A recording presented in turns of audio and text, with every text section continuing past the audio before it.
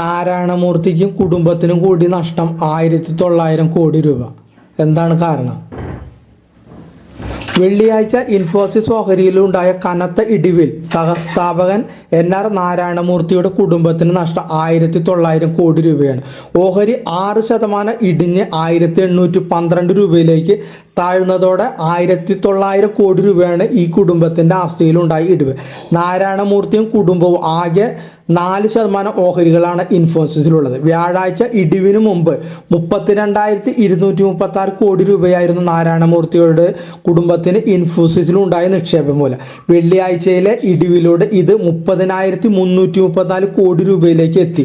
അതേസമയം കമ്പനിയുടെ വിപണി മൂല്യം 7.54 ലക്ഷം കോടി രൂപയായി കുറഞ്ഞു. ഇൻഫോസിസ് സഹസ്ഥാപകനായ നാരായണമൂർത്തി കമ്പനിയിൽ 0.40% ഓഹരികളാണ് കൈവശം വയ്ക്കുന്നത്.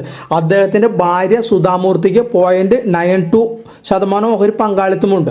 മകൻ രോഹൻ മൂർത്തിക്ക് 1.62%, മകളും മുൻ UK പ്രസിഡന്റ് ഋഷി സുനക്കിൻ്റെ ഭാര്യയുമായ അക്ഷത മൂർത്തിക്ക് 1% ഓഹരി പങ്കാളിത്തവും ആണ് ഉള്ളത്. നാരായണമൂർത്തിയുടെ കൊച്ചുമകന് 0.04% ഓഹരികളും ഇൻഫോസിസിൽ ഉണ്ട്. 5 പേർക്കും കൂടി ആകെ 4% ഓഹരിയാണ് കമ്പനിയിൽ ഉള്ളത്.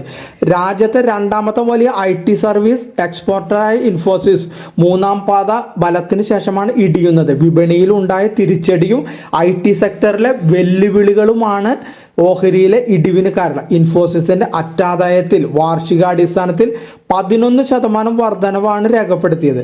പ്രവർത്തന വരുമാനം 8% വർദ്ധിച്ചു. വെള്ളിയാഴ്ച 1851 രൂപയിൽ തുടങ്ങിയ ഇൻഫോസിസ് ഓഹരി 1812 വരെ താഴ്ന്ന ശേഷം 1817 വ്യാപാരം അവസാനിപ്പിച്ചത്.